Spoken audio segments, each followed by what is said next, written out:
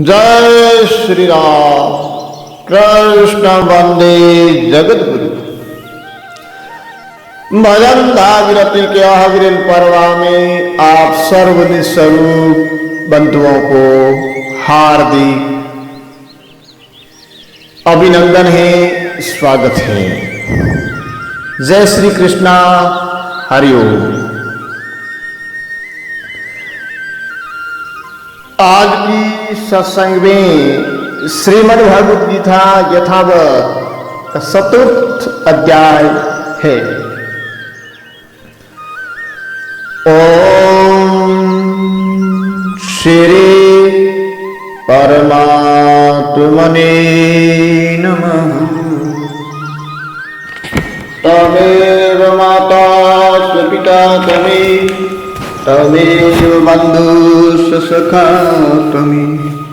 तमेव विद्याधर्मीणं तमेव सर्वं देवि।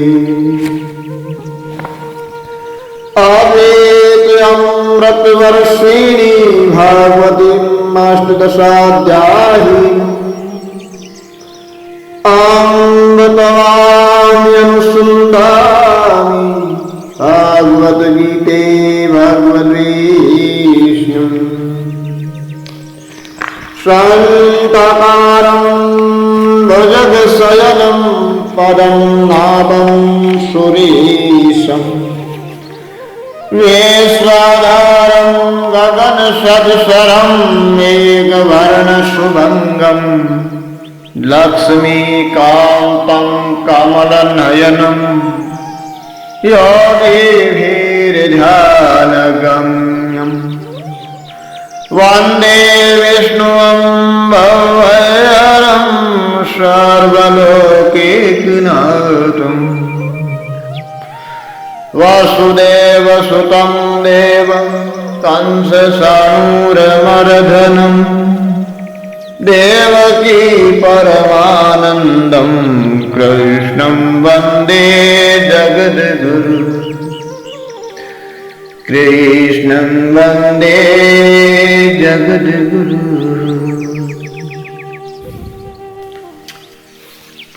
ओम श्री परमात्मा नमः। 4th अध्याय।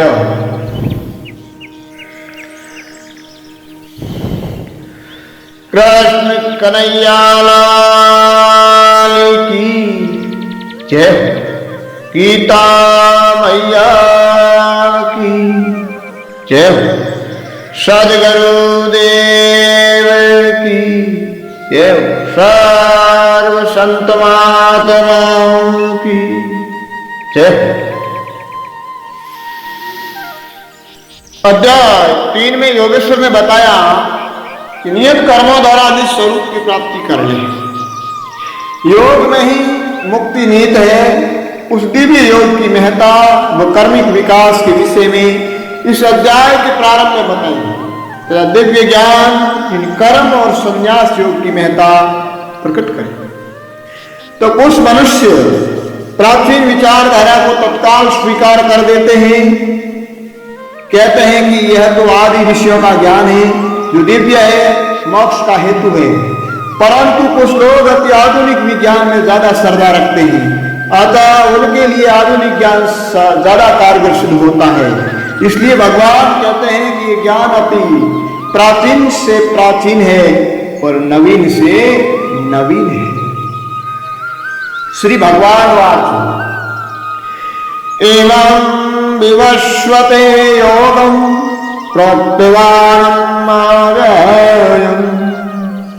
विश्वानमन्वे प्राहं मनोरेक्ष्वांक्वे अब्रवीत।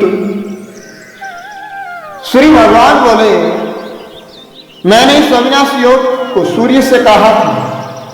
सूर्य ने अपने पुत्र व्यवस्थित मनु से कहा और मनु ने अपने पुत्र राजा इक्वान से कहा। यानी व्यवहारिक ऐतिहासिक दृष्टि से सृष्टि के प्रारंभ काल में सूर्य को भगवान ने ये दिव्य ज्ञान दिया। उसने अपने पुत्र विवस्व मनु को, उसने अपने पुत्र इक्वान को दिया। जो ऐतिहासिक दृष्टि से सत्य सिद्ध होता है। कोई भी विचारधारा दोनों तरह से सत्य हो तभी ही मान्य होती है। अतः गीताकार इस बात का विशेष ध्यान रखा। इसमें कहा है कि अविनाशी योग, यानी ऐसा दिव्य ज्ञान जिनसे शाश्वत स्वरूप की प्राप्ति हो रहा है। आत्मा अविनाशी, परमात्मा अविनाशी, तो इनको प्राप्त कराने वाला योग भी अविनाशी है। योगेश्वर कहते हैं कि मैंने सूर्य से कहा, भगवान अविश्व समय तत्ववेता सदगुरु के स्थान पर अवस्थित है। यानी योगेश्वर कहते हैं कि मैंने सूर्य से कहा, सूर्य को दिया यानी ज्ञान, और सूर्य को दिया अर्थात स्वर नियमन की विधि बताई। सूर्य का मतलब होता है जीवन देने वाला, प्रकाश देने हेतु अनवरत गतिमान। अतः हमारे शरीर प्राण ही सूर्य का द्योतक है, यानी शरीर में जो स्वर है वही सूर्य का द्योतक है। सूर्य ने दिया मनु को, अर्थात मन जो अंतःकरण की एक वृत्ति है, संकल्प और विकल्प जो सदा संचत रहती है। मन नित्य नवीन कामना उत्पन्न करता रहता है, जो साधन में विघ्न पैदा करता है। अतः श्वास के द्वारा मन का नियमन किया जा सकता है। सदगुरु ने श्वास में शब्द को पिरोया तो अजबता की स्थिति में मन को शांत कर दिया, यानी निरुद्ध हो गया मन, संकल्प विकल्प से निरुद्ध हो गया। और शांत मन में इच्छा प्रकट हुई कि मैं निज स्वरूप को प्राप्त करूं, अहम ब्रह्मस्मि, जिससे मोक्ष को प्राप्त हो जाऊं। यानी उत्पत्ति और परिणय दो कर्म है। सृष्टि उत्पन्न के समय आत्मज्ञान स्वरूप ही था, यानी आत्मा ज्ञान स्वरूप ही था, यानी सूर्य विश्व की आत्मा है। अतः भगवान ने प्रथम उपदेश आत्मज्ञान का दिया। आत्मा को फिर सने सने कालांतर माया ने अपना प्रभाव दिखाया और वृत्तियां पैदा हुई, जिनमें मन प्रबल वृत्ति है तो विभिन्न दिशाओं में प्रकट हो गया, जो एक वंकु है। सिद्धि असधि भव ऐश्वर्य में डूबकर अपना दिव्य ज्ञान भूल गया, आत्मा ज्ञान भूल गया। वो परातन अविनाशी ज्ञान कोई नया नहीं है, परंतु कालांतर में माही पर्दे में लुप्त हो गया है। जिनको सदगुरु आत्मवेता महापुरुष कर्म अनुसार जिस राह से उत्पन्न हुआ है, उसी राह से पुनः ले जाकर ज्ञान में अवस्थित करते हैं, परिणय काल में स्थित करते हैं। यानी ऐतिहासिक दृष्टि से भी कर्म बताया और अध्यात्म दृष्टि से भी। ऐतिहासिक दृष्टि से भी यही है कि सूर्य का मनु और मनु का इक्वांकु, यह वंश परंपरा है और परंपरागत वंशानुगत ज्ञान आगे बढ़ता रहा अपनी संस्कृति में। और यूं ही अध्यात्म दृष्टि से भी इन्होंने इस तरह से समझा। एवं परंपरा प्राप्त राजर्ष्यो विदु सकालने ममतायो नष्ट परंतप।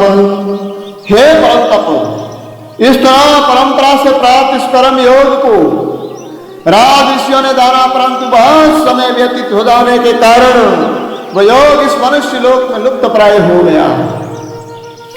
यानी राजर्षि माने रिद्धि सिद्धि की अवस्था वाला साधक, अर्थात वह रिद्धि सिद्धि में निमग्न होकर ज्ञान को लुप्त कर गया, साधन च्युत हो गया। राजर्षि में साधना में साधक रिद्धि सिद्धि का अक्षु भंडार होता है और रिद्धि सिद्धियों में पड़ जाता है, तो जिससे ज्ञान ढक जाता है। यह अध्यात्म है। और ऐतिहासिक दृष्टि से राजा जो श्रेष्ठ को प्राप्त करने के लिए साधना में आए, उनको राज ऋषि बोलते हैं। स्वयं मया ते आद्य योगो प्रोक्त पुरातन भक्तोऽसि में सखा तेति रहस्यम योत्तमम। तू मेरा भक्त और प्रिय मित्र है, इसलिए वही ये पुरातन योग आज मैंने तुझको कहा है, क्योंकि ये बड़ा उत्तम रहस्य है। यानी ये बड़ा ही उत्तम रहस्य है, अर्थात दिव्य विज्ञान का उत्तम श्रेणी के अधिकारी शिष्य को उपदेश किया जाता है। 4 श्रेणी के साधक होते हैं। तत्व की सदगुरु अपनी निगाह मात्र से साधक की साधु श्रेणी का पता ज्ञात कर उन्हीं श्रेणी के साधु पद्धति का ज्ञान प्रदान किया जाता है। और इसमें पुरातन जो शब्द आया है यानी प्राचीन परंपरा से ऐतिहासिक दृष्टि से जो राज ऋषियों की परंपरा बताई है वैसे ज्ञान आते आते आज मैं तुझे दे रहा हूं। यानी जो श्रेणियों के आधार पर ज्ञान प्रदान किया जाता है तो इससे ज्ञात होता है कि अर्जुन उत्तम श्रेणी का साधक थे। श्रेणी का साधन देने पर गुरु को पछतावा नहीं करना पड़ता है। कनिष्ठ, मध्यम और उत्तम और उत्तमोत्तम ये 7 श्रेणियां हैं। तो अर्जुन क्षत्रिय श्रेणी का यानी उत्तम श्रेणी का साधक। और व्रतन जो करके ही ज्ञान दिया जाता है, जैसा व्रतन होता है वैसा ही उसमें द्रव्य भी डाला जाता है।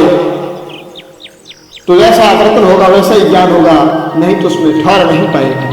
स्वामी डूंगरपुरी महाराज सहनर में अटके मेहनत डूंगरा परमेश्वरा के राम से मारवाड़ में विख्यात जो हुए हैं, उन्होंने अपनी अद्भुत वाणी में कहा है, बर्तन धोए वस्तु दीजिए जिनरो ईर खो नहीं आवे रे अनेसु नहीं आवे, काछे घड़े नीर न रुके न झेले कागज पारा, बुगला मोतीड़ों में कहीं करे मोतिया सारा सारा। आगे अर्जुन कहते हैं अपरम भवत जनम परम जनम विश्वत कदम तद्विजानीय तवामारो कृतवानिति। अर्जुन बोले आपका अवतरण तो अभी का है और सूर्य का जन्म पुरातन है अर्थात कलप के प्रारंभ काल का है। तब मैं ये बात कैसे जानूं कि आपने ही कलप के आदि में सूर्य को स्थिति योग का उपदेश दिया था। इस पर भगवान आत्मा की सर्वव्यापकता, नित्यता व अमरता के विषय में उपदेश करते हैं। श्री भगवान उवाच बहोनि में व्यतीना जन्मानि तवस अर्जुन तान्यं वेद सर्वाणि न तवमेत परम तप। श्री भगवान बोले हे परम तप मेरे तेरे बहुत से जन्म हो चुके हैं, उन सबको मैं जानता हूं पर तू नहीं जानता। अतः श्री कृष्ण आत्म साक्षात्कारी महापुरुष है यहाँ पर और अर्जुन साधिक श्रेणी में है यहाँ पर। अतः अव्यक्त को व्यक्त अनामय स्थिति वाला ही कर सकता है। बहुत से जन्म यदि आत्मा अगर अमर रहती है, शरीर का स्वभाव बदलता रहता है, इस तरह बहुत से जन्म हो गए हैं, उसको एक जागृत जीव ही जान सकता है, एक आत्मज्ञानी महापुरुष ही जान सकता है। तो आत्म साक्षात्कारी महापुरुष की स्थिति में अब कृष्ण खड़े हैं और अर्जुन है वो एक साधक श्रेणी में, उत्तम साधक की श्रेणी में खड़े हैं। अदोपि संज्ञातमं भूतानीश्वरोऽपि सन् प्रकृति स्वामी अधिष्ठा संभवाम्यहम् आत्माया। मैं अजन्मा और अव्यय आत्मा होते हुए भी तथा समस्त प्राणियों का ईश्वर होते हुए अपनी प्रकृति को अधीन करके अपनी योग माया से प्रकट होता है। विशेष परमात्मा जन्म रहित व अविनाशी स्वरूप होते हैं। समस्त प्राणियों के महान शासक होने से वे ईश्वर कहलाते हैं। फिर अपनी प्रकृति को अधीन कर प्रकृति जही होकर के अव्यक्त से व्यक्त स्वरूप में आते हैं, जिन्हें हम हमारी भाषा में भगवान अवतार कहते हैं। अतः श्री कृष्ण भी अपने अवतार स्वरूप का प्राकट्य करते हैं। प्रकृति जया होते हैं, वे जो चाहे जब चाहे जैसा चाहे वैसा संकल्प मात्र से करने में सक्षम है। आज नित्य अद्भुत ज्ञान होने पर भी अपने को ज्ञाता और ज्ञ दृष्टा दृश्य रूप में प्रतीत कराते हैं। आत्मा व परमात्मा के गुण धर्म स्वभाव सदा एक ही। साधक साधना द्वारा प्रकृति जही होकर गुणातीत अवस्था पाकर योग युक्ति पूर्व आत्मा में प्रवेश पा जाता है। श्रुति सिद्धांत सर्वखलविदं ब्रह्म ब्रह्मवेदं विश्वमिदं वरिष्ठम आत्मवेदं सर्वं सएव वेदं अव्ययमेवेदं सर्वं।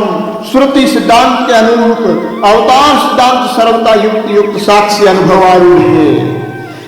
बनारस जी महाराज भी अपनी अनुभववाणी में कहते हैं अटला भंगी सबका संगी नहीं सर्वंकु जाया, अविगत अलक खलक मोहि दर से गुरुमुख ज्ञानी पाया।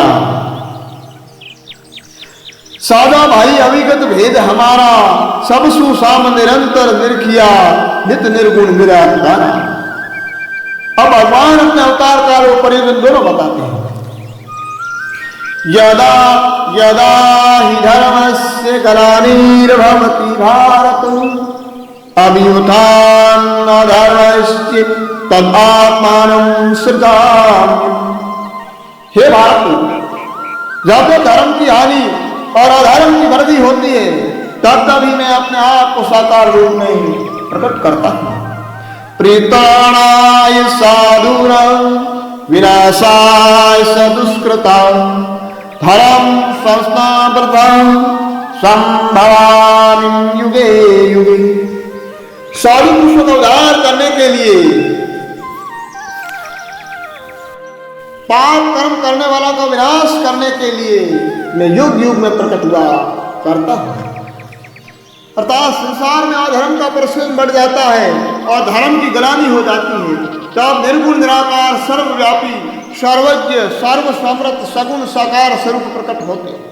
अधर्म दुष्टों का नाश करके संत भगत का रक्षण करते हुए धर्म की पुनः स्थापना करते हैं। परिवर्तन के पूर्ण होने पर पुनः अप्रकट हो जाते हैं। साधक के भी साधना में वह अव्यक्त सत्ता अंतर्यामी के रूप में सदा साथ रहती है। समय समय पर प्रकट रूप में प्रेरणा मिलती रहती है। जब तक तत्व प्राप्ति न हो जाए तब तक ये द्रव्य भाव कर्म चलता रहता है। जब आत्मा का साक्षात्कार हो जाता है तब अद्रव्य स्थिति प्राप्त हो जाती है, परमात्मा स्थिति प्राप्त हो जाती है, परिवर्तन पूर्ण हो जाता है। जहान कर्म स्वमेव दिव्यमेवं यो वेति तत्त्वतः, तयात्मादेयं पुनर्जन्म नेति मामेति सो अर्जुन। हे अर्जुन, मेरे धर्म और कर्म दिव्य अर्थात निर्मल और अलौकिक है।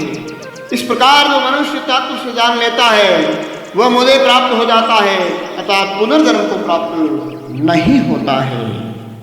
विशेषतः इसमें भगवान का जन्म अन्य मनुष्यों की तरह कर्म मूलक नहीं होता है, यानी संस्कार वश नहीं होता है। उनका शरीर पंच तत्वों से निर्मित नहीं होता, प्रत्युत सिरमय होता है, दिव्य होता है। वे कर्म फल उत्पादक दृष्टि से नहीं करते, उसमें वासना कर्तापन फल इच्छा यह नहीं होता। मनुष्य भी वासना कर्तापन और फल इच्छा का त्याग कर कर्म करें तो उनके भी कर्म और जन्म दिव्य बन जाते हैं और पुनर्जन्म से मुक्त हो जाता है। शरीर की अहमता ममता का परित्याग करने से वास्तविक देह त्याग होगा। अहम मम का अंत, जन्म का भी अंत, शाश्वत स्वरूप में स्थिति होगी। भगवान कहते हैं कि यह सब कुछ मुझे तत्व से जानने पर होगा। तत्व माने परमात्मा परम आत्म स्वरूप के जानने पर फिर जन्म नहीं होगा। अतः ये साधना की बात बताई है। साधना द्वारा तत्व प्राप्ति होने पर अव्यक्त स्थिति को प्राप्त हो जाएगा। वेतराग भय क्रोध मन्नमया मामुपाश्रिता, बहवो ज्ञान तपसा पूता मदभावम् आगता। पहले भी जिनके राग भय और क्रोध सर्वथा नष्ट हो गए थे और जो मुझ में अनन्य प्रेम पूर्वक स्थित रहते थे, ऐसे मेरे आश्रित रहने वाले बहुत से भक्त उपरोक्त ज्ञान रूप तप से पवित्र होकर मेरे स्वरूप को प्राप्त हो चुके हैं। यानी वीतराग और अनन्य भाव से मेरे आश्रित रहने वाले भक्त ज्ञान से पवित्र होकर परम से युक्त हो गए, स्वरूप को प्राप्त हो गए। यथा मां परभजन्ते तांस्तैव भजाम्यहम्, मम वर्तमानो वर्तन्ते मनुष्या पार्थ सर्वसं। हे वृतानंदन, जो भक्त इस प्रकार मेरी शरण लेते हैं मैं उन्हें उसी प्रकार आश्रय देता हूँ, क्योंकि सभी मनुष्य सब प्रकार से मेरे मार्ग का अनुसरण करते हैं। यानी इसमें मुख्य यह बताया है कि सर्व जगत सर्व समर्थ परमात्मा का ही स्वरूप है। जो जिस रूप में भजता है वह उन्हीं रूप में मिलते हैं। जड़ चेतन सब जगह ईश्वर रूप है, भला बुरा न कोई, जिनकी जैसी भावना वैसा ही फल होए। सब मेरा ही अनुसरण करते हैं। भगवान तत्व प्राप्त सदगुरु के रूप में यहाँ पर स्थित है। साधक को उपदेश कर रहे हैं कि मैंने साधना में पद की दूरी पूर्ण कर पूर्णता में प्रवेश पाया है, उसका अनुसरण हर साधक करना चाहता है। जो साधक जितनी जितनी श्रद्धा से साधक भजन करते हैं, मैं भी उतनी ही कृपा उन पर करता हूँ। यानी साधक की श्रद्धा इस साधना में सहायक होती है। जितनी श्रद्धा प्रबल होगी उतनी ही तत्व प्राप्ति जल्दी होगी। अतः भगवान कहते हैं कि जो मुझे जितना भजता है मैं भी उसे उतना ही भजता हूँ। काकांक्षन्तौ कर्मणां सिद्धिं यजन्तैरेव त्वं सिद्धं महिमानुस्सलोके सिद्धिर्भवति कर्मजं।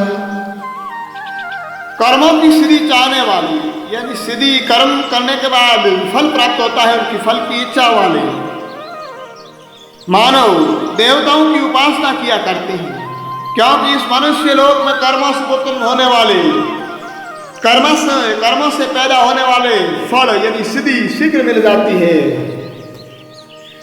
अर्थात सृष्टि में देवताओं का शासन है और असुर शक्तियों का प्रभाव भी, तो मानव असुर शक्तियों से रक्षा व भोग ऐश्वर्य की प्राप्ति हेतु जो कार्य करता है, उनकी शीघ्र सिद्धि प्राप्त करने के लिए देवताओं का पूजन कर प्रश्न करते हैं और देवता खुश होकर पुजारी को प्रतिफल देते हैं। देवता अर्थात देवत्व युक्त देने वाले, उसको देवता कहते हैं। देवता कई प्रकार के हैं, ब्रह्मांड के देवता, पिंड के देवता, जिनमें आंतरिक और बाह्य भी है, और उस कर्मशील शरीर का पोषण कर यानी पूजन कर इंद्रिय देवता को पुष्ट कर पुरुषार्थ से फल प्राप्त भी करते हैं, वे भी देव श्रेणी हैं। तो साधक भी साधना करता है, तब देवताओं की सहायता की आवश्यकता होती है। प्रथम शरीर मजबूत है जो बैठने में सरल रहे, फिर अंतःकरण में स्थित काम, क्रोध, राग, द्वेष, मोह, माया आदि असुरों का मर्दन करने हेतु शम, दम, श्रद्धा, प्रतीक्षा, समाधान, उपरति आदि देवताओं का पूजन साधक करता है, जिनसे असुर प्रवृत्ति का सर्वनाश कर पूर्णत्व में प्रवेश दिलाने में सहायक सिद्ध होता है। सातोर वरण्यमया सृष्टिम गुणकरम विभागस तस्य कृतारम अपि मां वेद्य कृतारम। मेरे द्वारा गुण और कर्मों के विभाग पूर्वक सारा वर्णों की रचना की गई है, उसका कर्ता होने पर भी मुझ अविनाशी परमेश्वर को तू अकर्ता ही जान। अर्थात इसमें विशेष इस बताए हैं, सनातन संस्कृति में वर्ण व्यवस्था है, उसके विषय की संकेत किया है, जिनमें 4 वर्ण है, ब्राह्मण, क्षत्रिय, वैश्य, शूद्र। सृष्टि रचना के प्रारंभ में भगवान उपयुक्त 4 वर्णों की रचना करते हैं, विधि, वेता, ऋषि, प्रणीत, स्मृति, शास्त्र अनुसार। ये जो 4 वर्ण तो जीव उत्पत्ति में मानव सृष्टि की उत्पत्ति हुई, उसे गुण, कर्म, धर्म अनुसार 4 वर्णों का विभाजन किया। सत्व गुण की प्रधानता से ब्राह्मण की, रजोगुण की प्रधानता सत्व गुण की गौणता से क्षत्रिय की, रजोगुण की प्रधानता और तमोगुण की गौणता से वैश्य की, और तमोगुण की प्रधानता से शूद्र की रचना की गई। सृष्टि का पालन, उत्पन्न, संहार आदि करते हुए कर्मों से सदा अतीत निर्लेप रहने के कारण परमात्मा कर्ता कहे जाते हैं। अर्थात सब कुछ करता हुआ भी कर्तापन के भाव से उपराम है, तो अकर्ता ही जानने योग्य है। फिर साधक 4 श्रेणी को कर्म गुण विभाग अनुसार 4 विभागों में विभक्त की गई 4 वर्ण कहते हैं। यानी ये जो 4 वर्ण है साधना के अंदर देखते हैं, क्योंकि गीता सर्व साधना पर ज्यादा है। तो 4 श्रेणी को जो कर्म है, कर्म यानी नियत कर्म, आराधना आदि, उसके अनुसार गुण विभाग अनुसार 4 वर्णों में विभक्त की गई है, जिन्हें 4 वर्ण कहते हैं।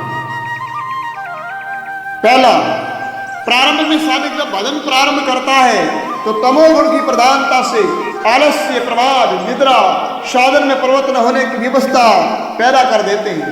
साधक सब कुछ जानता हुआ भी बैठकर भजन नहीं कर सकता, तब वो सबको भगवान मानकर गुरु सहित सबकी सेवा शुश्रूषा करता है, तब वो शूद्र श्रेणी की अवस्था में होता है, यानी प्रारंभिक अवस्था। फिर दूसरे नंबर सेवा शुश्रूषा से सने सने रजोगुण की प्रधानता तब तमोगुण की गौणता होने लगती है, तब साधक सठ संपत्ति संपन्न होने लगता है, तब वो वैश्य श्रेणी का होता है। फिर तीसरी श्रेणी सम दम श्रद्धा तितिक्षा आदि से रजोगुण की मुख्यता वो सत्वगुण की गौणता से क्षत्रिय कहलाता है, तब वो प्राकार के साथ भजन में प्रवृत्त हो जाता है। चौथे नंबर पे भजन के प्रभाव से एकाग्रता ध्यान की परिपक्वता से वो ब्रह्म में प्रवेश पा लेता है, तब वो ब्राह्मण कहलाता है। यानी फिर एक और इनके अलावा पांचवी अवस्था भी है, जब साधक का स्वतंत्र अस्तित्व नहीं रहता, ब्रह्म से अभिन्न हो जाता है, अभेद स्थिति को प्राप्त होकर ब्रह्म में ही हो जाता है, तब उस न शूद्र न वैश्य न क्षत्रिय न ब्राह्मण ही रहता है, तो सारा वर्ण से परिस्थित हो जाता है। आत्म स्थित आत्म प्रज्ञ स्थिति में ब्रह्मविद ब्रह्मेव भवति, ब्रह्म को भजने वाला ब्रह्म ही हो जाता है, तथा ब्रह्म की कोई जाति नहीं होती, वो जाति वर्ण से परे होता है। ब्रह्म रूप है हमारा, वेदों से हम सुना है, असली वतन बताना इसमें नहीं गुनाह है। हम ब्राह्मण क्षत्रिय नहीं है, वैश्य शूद्र हम नहीं है, वर्णाश्रम हम नहीं, यह तो अनात्मा है। अचल राम अखंड अविनाशी शुद्ध रूप आत्मा है। यानी आत्म धर्म के अनुरूप किसी प्रकार का वर्णाश्रम उसको नहीं लगता है। उस आप स्थिति में जब साधक चले जाते हैं तो सर्व एक समान कही जाते हैं। पहले साधना में रहते हैं, तब भिन्न भिन्न अवस्था में रहते हैं, जिनकी वर्ण व्यवस्था कर दी गई है, शूद्र वैश्य क्षत्रिय और ब्राह्मण। न मामं कर्माणि लिपन्ति न मे कर्म फले स्फुरु इति मामेव विजानाति कर्म विना श्रवत्यते। कर्मों के फल में मेरी आसक्ति नहीं है, इसलिए मुझे कर्म लिप्त नहीं करते। इस प्रकार जो मुझे तत्व से जान लेता है वह भी कर्म से नहीं बनता। यानी तत्व से जानना, अनासक्त भाव से साधना करता हुआ तत्व का साक्षात्कार कर लेता है, फिर उसे कर्मों की आवश्यकता नहीं, क्योंकि वो तत्व यदि ब्रह्म स्वरूप हो जाता है, फिर लोक संग्रह के लिए कर्म करता हुआ भी निर्बंधन रहता है, सदा सहज भाव में रहता है। यह है तत्व से जानना। आज की सत्संग को यही विश्राम देते हैं। कृष्ण वंदे जगत गुरु हम। ओम।